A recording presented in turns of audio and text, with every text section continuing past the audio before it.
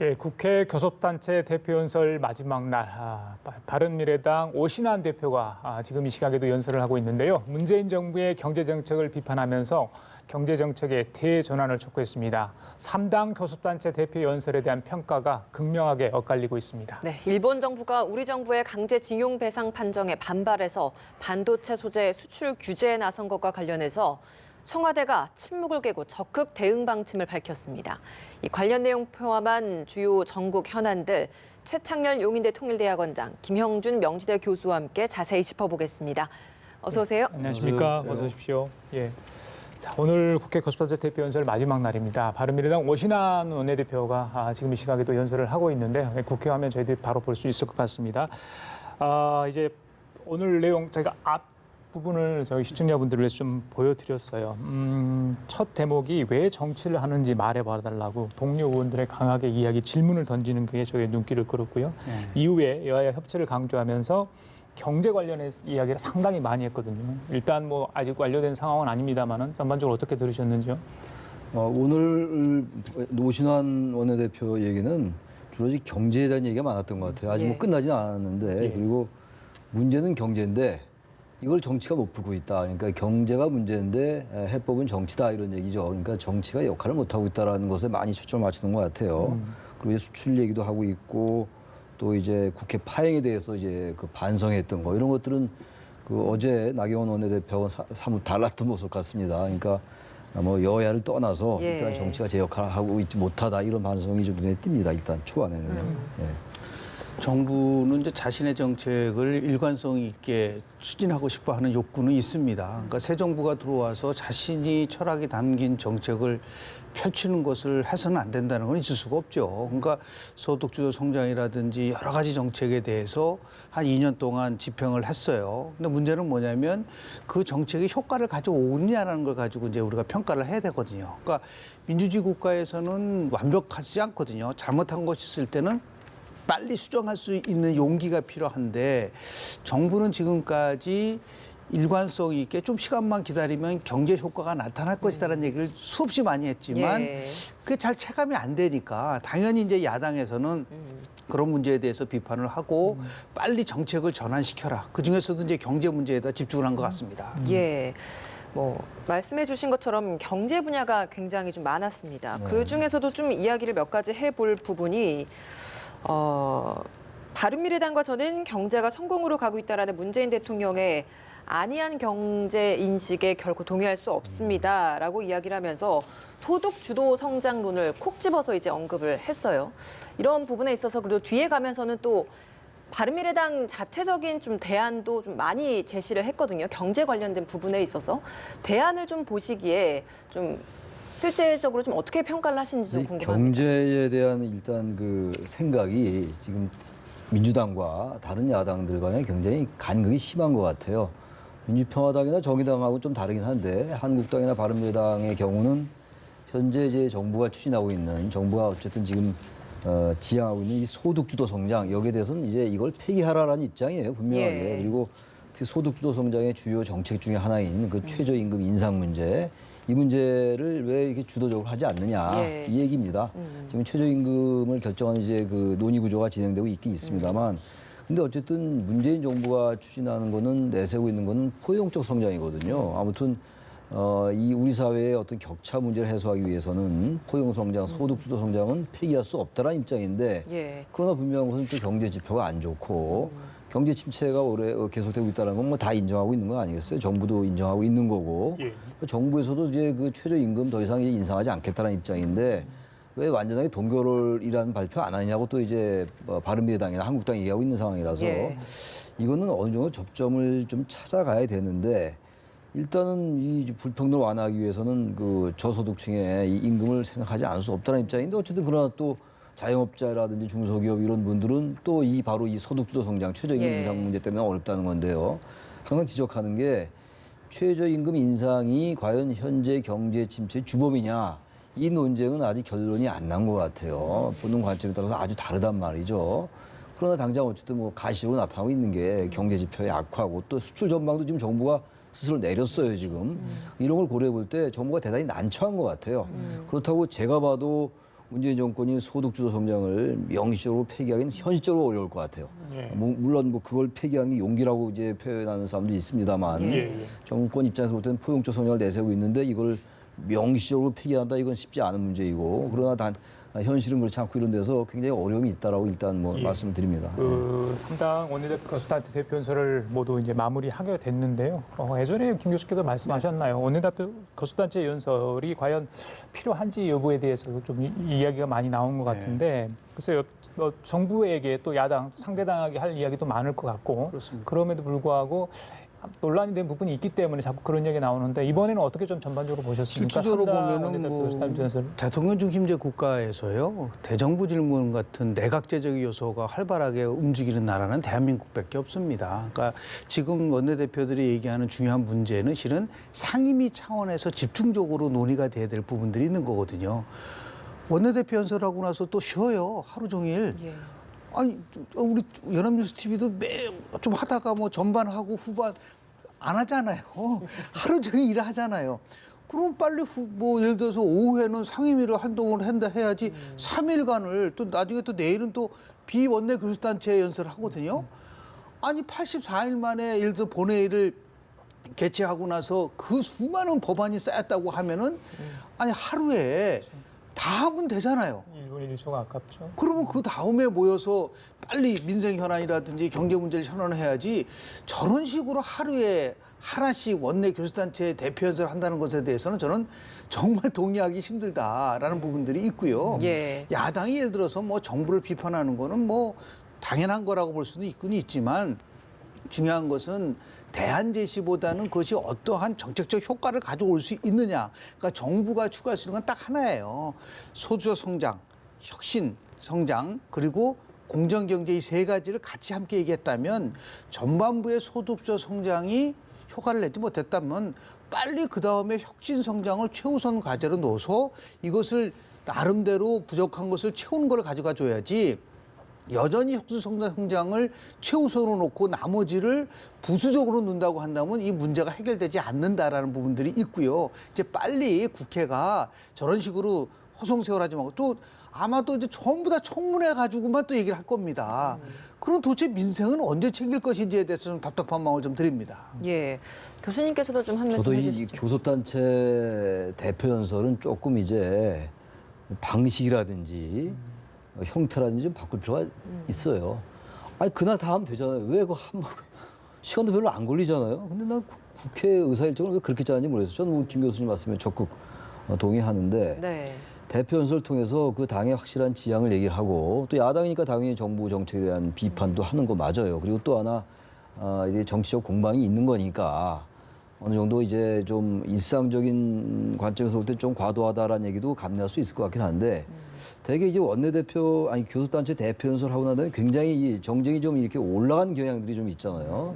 모든 정당이 다 그렇진 않습니다만 그런 건 이 원내대표 교섭단체 대표 연설의 순기능이라고 볼 수가 없죠. 전 이 교섭단체 대표 연설을 완전히 폐지하라고 말씀드리고 싶지는 않은데 예. 숨기는가 엮이는 게 분명히 있을 거예요. 나름대로 또 얘기를 듣고 보면 또 뭐 전체적인 포괄적인 얘기를 하는 거니까 물론 상임위 차원에서 얘기를 한다 하더라도 그런데 너무 엮이는 게 부각되는 것 같아요. 야당은 지나치게 여당에 대해서 비판이나 대안 제시보다는 비난 일변도인 경우가 많고 여권은 또 너무 스스로들의 정책을 좀 자화자찬하는 경향이 있어 왔어요. 이건 어느 정권을 막론하고 말이죠. 그래서 이 대표 연설을 좀 날짜도 좀 줄인다든지 그리고 좀 이 형태를 바꾼다든지 좀 이렇게 능률적으로 숨기는 살리는 방향으로 좀 바꿨으면 좋겠다는 생각이 듭니다. 국회 운영제도 개선 자문위원회에서 아주 오랫동안 연구해서 발표한 그 방안은 뭐냐면 만약에 폐지가 안 된다면 정기국회에 한해서만 하라는 거예요. 지금 2월, 4월, 6월 달에 임시국회가 있거든요. 임시국회마다 다 저런 식으로 원내교섭단체 연설을 할 이유가 뭐가 있어요. 정기국회는 상징성이 있지 않았습니까? 예산국회고 더 나가서 하나를 총결산하는 그럴 때는 원내교섭단체 연설이라는 것을 통해서 국민에게 알리는 것도 있지만 저는 임시국회 내에서의 저렇게 원내교섭단체 연설을 빨리 조속하게 폐지하고 상임위 중심으로 빨리 의원들이 의정 활동에 전념하는 것이 오히려 더 좋지 않나 생각을 좀 합니다. 예, 뭐 일하는 국회를 만들어내는 게 가장 중요하다라는 생각이 드는데 이인영 원내대표도 뭐 상시국회 언급도 했었고 근데 사실 이게 2주 뒤에 일하는 국회법이라는 게 이미 또 돼서 또 시행이 된다라고 네. 하더라고요. 이게 잘 운영될 수 있을 거라고 보십니까? 근데 지금도 국회법에 짝수달에는 국회 열리게 돼 있잖아요. 근데 안 열잖아요, 지금. 그럼 법 만들면 뭐 합니까? 지금 저기 그 국회법, 개정된 국회법, 이른바 이제 국회 선진화법에 따라서 지금 여야가 고발돼 있는 상태잖아요. 지난 4월 달에 예. 패스트트랙 전국 때. 근데 그것도 뭐 취하해라, 말아라 이런 얘기가 있어요. 근데 그건 사실 법에 처벌 규정이 나와 있잖아요. 그런데도 불구하고 먼저 취하니 아니니 뭐 이런 얘기가 나오고 있는데 처벌 규정이 없는데 일하는 국회법 만들면 뭐 하겠어요. 그러나 어쨌든 이 일하는 국회법이 상징적인 효과가 있겠죠. 그래서 소위를 두 번 이제 분과를 좀 나누고 이런 것들은 저는 의미 있다고 봐요. 이런 것까지 전 뭐 폄하하거나 이러고 싶지는 않은데 예. 문제는 국회의원들이 국회에 법을 만들어 놓고 이걸 안 지키는 이런 정신들. 근데 안 지켜도 유권자인 그리고 주권자인 우리 시민들이 지키라고 말을 아무런 그 시민의 권한을 가지고 있지 않아요. 주권자들이. 법에 처벌 규정이 없으니까. 강제성이 없죠. 강제성이 없는 거죠. 그럼 이걸 어떻게 해야 됩니까? 법은 국회가 만드는 거 유일한 입법기구가 국회잖아요. 국민 소환 뭐 이런 이제 얘기 나오지만 뭐 그렇게 주목받지 못하는 것 같고 사회적인 담론으로 이렇게 뭐 이슈화되는 것 같지도 않고요. 의원은 스스로 그걸 만들어야 되는데 그거 만들겠어요? 저는 잘 안 만들 것 같고. 지난번에 이인영 원내대표가 얘기는 했죠, 이번에. 연설하면서 일하지 않는 국회의원에게 페널티를 주자. 뭐 해외 사례도 직접 언급을 하면서 이야기를 했는데 그게 가능할까? 출석을 뭐 저주한 그거는 이게 접근 뭐- 방법이 다른 거예요. 두 가지만 하면은 가능합니다. 지금 예를 들어서 상시 운영 체제를 만들자고 얘기를 하고 있지 않습니까? 우리나라 국회법에도 보면은 내년도 국회의사 일정과 관련돼서 전년도에 다 작성을 하게끔 돼 있어요. 미국 같은 경우는요. 1년 전에 다음 해의 모든 캘린더식으로 운영이 다 정해져 있기 자동으로 개회됩니다. 근데 우리는 지금 국회법상 제13대 국회에서부터 88년서부터 만든 국회법의 가장 그 나쁜 부분은 뭐냐면 합의를 위해서 만든 법이 합의를 오히려 막고 있다. 그러니까 모든 의사 일정을 원내 교섭단체에 합의를 통해서 이걸 빨리 고쳐야 되는 거예요. 그리고 한쪽에서 반대를 하면은 저런 식으로 장기간 공전할 수밖에 없는 암적인 요소란 말이에요. 이거는 건드려 놓지 않고 무슨 뭐 페널티를 주겠다, 국민 소환제를 하겠다. 이거는 본질이 아니란 말이죠. 그런 의미에서 봤을 때 정말 자동으로 모든 것이 개해될 수 있게끔 해주고 더 나아가서는 국회의장의 권한을 강화시켜야 된다. 그러니까 지금 2년짜리 국회의장이 아니라 4년을 하든 8년을 하든 국회의장 입법부 수장으로서 의사 일정 전반에 대해서 문제가 있다고 한다면 전권을 가지고 이걸 할 수 있게끔 할 수 있는 그렇게 바꾸지 않아 놓으면은요. 예. 지금 뭐 어떠한 방안이 있더라도 그건 불가능하다. 그러니까 결단을 내려야 할 때가 저는 왔다고 좀 봅니다. 일단 이번 주까지는 여야 원내대표 교섭단체 연설을 들으셨고 다음 주 이제 무슨 일이 벌어질지 사실 여러 가지 현안이 있잖아요. 윤석열 검찰총리 후보자 인사청문회도 청문회도 있고 있고요. 사개특위, 정개특위 위원장 요 문제도 사실 어제 이제 결론이 내려고 했는데 민주당에서 좀 미뤘지 않습니까? 네. 일단 지도부에 이름은 했습니다만 일단 요 부분 민주당이 고민하는 부분은 뭐가 있다고 아마 보십니까? 처음에는 정개특위보다는 사법개혁특별위원장을 맡고 싶어 했을 거예요. 검찰개혁에 대해서 워낙 문재인 대통령의 의지가 강하니까 물론 뭐 이 선거제 개혁도 대통령의 의지가 강하죠. 공약사항이기도 하고. 근데 지금 상황이 이렇게 안 돌아가고 있잖아요. 정의당의 그 심상정 의원이 이제 해고됐다고 얘기하고 있는 상황이고 스스로가.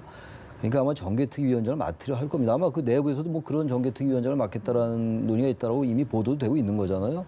막상 또 정개특위위원장을 맡으려니까 사개특위 쪽도 신경이 꽤 쓰이는 거예요. 그러니까 한국당과 이제 민주당이 위원장 하나씩 맡고 맡지 않는 위원장은 소위원장을 맡게 이렇게 돼 있단 말이에요. 그러니까 민주당이 맡지 않는 당 그 특위도 또 한국당이 소위원장을 맡으니까 결국 정개특위, 사개특위 모두 다 불발로 그치는 거 아닌가 이런 또 우려도 있는 것 같아요. 그래서 아마 결정이 늦어지는 것 같은데 정개특위위원장은 안 맡기 어려울 거예요. 아마 지금 이제 정의당이나 민주평화당 특히 정의당 같은 경우는 이거는 뭐 도저히 받아줄 수 없다는 입장이고 작년에 또 단식도 했잖아요. 이정미 대표가 아마 그래서 정개특위위원장으로 갈 텐데 그 이제 내부적으로 여러 가지 논의가 아직도 진행되고 있는 것 같습니다. 예. 네. 야3당의 공조가 필요해서 정개특위 위원장을 맡는다고 해도 그렇게 되면 사실 뭐 거대 정당인 민주당 의원들 입장에서는 의원 수가 줄어드니 이게 또 아쉬운 부분도 있을 것 같고 그리고 또 한국당의 반발도 또 생길 것 같다라는 고민을 할 수도 있을 것 같거든요. 저는 두 가지 면에서 봐야 되는데요. 사회법 개혁 특위는 시한이 실은 정해져 있는 게 아니에요. 얼마든지 뭐 시간을 가지고 볼 수가 있지만 이 지금 정치개혁특위 선거법 개정은 이런 대로 가면 330일이 지나면 내년도 3월 25일 날 끝나게 됩니다. 그렇죠. 그렇게 총선이 되면은 4월 15일인데 그렇죠. 불가능해요. 그러니까 이게 진짜 새로운 선거법이 개정이 되려면 올해 말까지는 이 부분이 이루어져야 되는데 지금 정치개혁특위는 만약에 특위 활동이 끝나게 되면 안 되면은 이게 행정자 안전위로 넘어가서 시간이 굉장히 오래 걸리기 때문에 이게 시간의 싸움 문제일 수밖에 없어요. 그래서 결국은 정치개혁특위를 결국은 맡을 수밖에 없는 거라고 보고요. 두 번째는 뭐냐면 선거법이라는 것은 결국은 합의를 통해서 이루어질 수밖에 없기 때문에 지금 민주당이 얘기하는 아니나 더 나아가서 한국당이 얘기하는 서로 다른 입장에서 보면 서로 극단이라고 보는 거예요. 비례대표제를 폐지 얼마나 극단입니까? 아니 연동형 비례대표제도 이쪽에서도 극단으로 보는 거죠. 자연스럽게 가운데로 수렴할 수밖에 저는 없을 거라고 보고요. 그 조금씩 양보해서 결국은 합의를 통해서 선거법을 개정할 수밖에 없는 것이고 당장 28석을 줄인다고 한다면 어디서 줄일 거냐 가지고 충돌하지 않지 않겠습니까? 이 부분은 이제 고도의 정치력이 필요한 부분이라고 저는 얘기할 수밖에 없기 때문에 빨리 선거 제도의 룰을 이렇게 질질 끌게 되면 가장 피해를 보는 사람들은 누구냐면요. 정치 신인입니다. 그래서 여성들, 청년들, 새로운 사람들이 정치권에 들어가 룰이 정해져 있지 않다 한다면 그거는 기득권 정치를 강화시키. 엄밀하게 따지면은 지금 국회가 갑질하는 거예요. 다른 정치 신인들한테 이런 부분 속에서 빨리 이거 부분에 대한 룰은 조속하게 결정을 해서 공정한 경쟁이 이루어질 수 있도록 하는 그러한 시간을 가져야 될 필요가 있다고 저는 좀 봅니다. 우려스러운 게요. 예. 지금 이제 양극단이라고 이제 얘기를 했는데 비례대표제 폐지하고 지역구 늘려서 전체적인 정원은 감축하자는 게 한국당 아니잖아요. 그리고 이제 연동형 비례대표제도 지금 50%만 연동한다라는 거란 말이에요. 근데 이것조차도 또 이제 절충을 할 수밖에 없는 거 아니에요. 그야말로 서로 상대방이 보기에는 양극단으로 보는 거니까 워낙 지금 간극이 워낙 크잖아요. 비례대표제 아예 폐지하자는 얘기고 비례대표 많이 늘려서 연동형 강화시키자는 얘기인데 연동한 비율을 이게 중간에 또 수렴하고 절충을 해야 될 텐데 그럼 이게 누더기 법이 될 수가 있는 거다. 그러니까 연동형 비례대표제의 원래 취지가 전 실종될 가능성이 높아 보여요. 그러니까 어정쩡하게 타협한다면 이거는 굳이 연동형 비례대표제의 이 그 많은 그 무리를 무릅쓰고 했던 게 의미가 있을까? 아직은 모르겠습니다만 그렇게 된다면 이건 참 의미 별로 없다고 생각합니다. 그래서 우리가 연합뉴스 TV에서 수없이 얘기했지만 손 떼라 이거예요. 정치인들이 자신의 이해관계 있는 거를 가지고 누더기로 만들지 말고 빨리 중앙선거관리위원회에다가 아주 객관적인 선거제도기원회를 만들어서 거기서 국민의 입장에서 무엇이 가장 최상의 법안인가를 만들 수 있는 그러한 용단을 저는 내려야 될 거라고 저는 봅니다. 예, 국회가 일단 돌아가긴 가는데 완전 정상은 아닙니다. 추경안 일정도 아직 나오지 않았어요. 그 나오지 않은 이유 중에 하나가 이제 예결특위위원장을 만들어 선출을 해야 되는데 오늘 한국당에서 결정을 했습니다. 김재현 의원이 됐는데 황영철 의원이 경선 입장을 포기를 했다고 그래요. 물론 이제 탈당까지는 하지 않겠다 했는데 오늘까지 오늘 시점에 경선까지 가는 것도 그렇습니다만 이제 뭐 국회에서 사실 표결까지 해야 할 그런 자리가 굉장히 중요한 자리라는 건 알겠습니다만 한국당 내에서 왜 이렇게 교통정리가 안 됐는지 그 부분은 좀 아쉬운 부분이 저 있었고요. 부분이 아마 이제 좀 논란의 대지가 있는데 우리 김재현 의원하고 지금 황교안 대표와의 관계가 굉장히 돈독하다는 게 그동안 쭉 와 있었거든요. 그러다 보면 너무 지나치게 친황 체제를 만들려고 하는 것이 아니야라는 비판을 받을 가능성이 굉장히 큰 거죠. 그러니까 지금 황교안 대표의 리더십이 실질적으로 보면은 궤도 위로 올라가지 못하고 계속해서 맴도는 경우가 있어요. 특히 인사 문제와 관련 사무총장 조금 전에 바뀌었잖아요. 예. 처음부터 인사가 잘못됐다는 말을 수없이 얘기를 했었는데 좀 바뀌었고요. 이번에도 이렇게 내정된 게 자꾸만 이렇게 바뀌게 되면은 그 안에서 보이지 않는 간극이 생길 수밖에 없는 부분들이 있습니다. 그러니까 이 부분에 대해서 조금 더 신중하게 돼야 되는데요. 중요한 거는 누가 위원장을 맡는다는 게 중요한 것이 아니고 지금 50명의 지금 예결위원을 또 빨리 선정을 해야 되는데 이 50명의 예결위를 가지고 제가 분석을 다 해보니까 다 거의 대부분 초선 의원들이에요. 초선 의원들이 한 1년씩 돌아가면서 예결위를 맡는데 이유는 간단합니다. 자기 지역구의 예산을 따기 예. 위해서 만약에 예결위원을 한다고 한다면 그거는 엄밀하게 따지면은 잘못해도 한참 잘못된 것이다. 그러니까 정말 이 시점에서 경제를 살리기 위해서 우리가 무엇을 해야 될 것이냐라는 그런 내용을 가지고 예결위 심의를 해야지 저렇게 인사 문제와 가지고서 자꾸만 거론되는 것은 저는 별로 바람직하지 않다고 봅니다. 우리나라 정치가 너무 지나치게 정치인들의 이해에 너무 매몰돼 있어요. 뭐 다른 나라도 어느 정도 그렇겠지만 우리는 정도가 심하다는 거예요. 제가 항상 얘기하는 게 예결위 같은 경우도 이거 아까 국회 개혁 얘기 잠깐 나왔습니다만 예결 결산 특별위원회 특위잖아요, 특위. 이거 상시적으로 상임위원회로 하자는 얘기도 있고 그래요. 상시 1년 내내 열자 이런 얘기인데 뭐 어림도 없겠죠. 지금 다른 것도 안 열리는데 뭐 예결위가 상시로 열리겠어요? 그 의원들 계속 돌아가면서 하고 말이죠. 이런 식으로 하는 건 전부 나눠먹기 식으로 비칠 수가 있기 때문에 예. 이런 건 총체적으로 개혁이 아까도 저기 선관위 얘기하셨는데 선관위에서 나온 안을 아마 한국당이 절대 받지 않을 거예요 아마. 선관위 안은 지금 현재 나와 있는 것보다 훨씬 더 진전돼 있는 안이거든요. 네. 참 뭐 이상적인 얘기들이라고 생각합니다. 예. 본회의가 일정이 지연되고 있는 이유 중에 또 다른 것 하나가 바로 그 야당에서의 북한 목선 네. 삼척항 입항에 대한 국정조사 요구잖아요. 오늘 오신환 원내대표 이 교섭단체 연설 뒷부분에 봐도 북한의 목선과 관련해서 국정조사해야 한다라는 요구하는 부분이 있었습니다. 그렇습니다.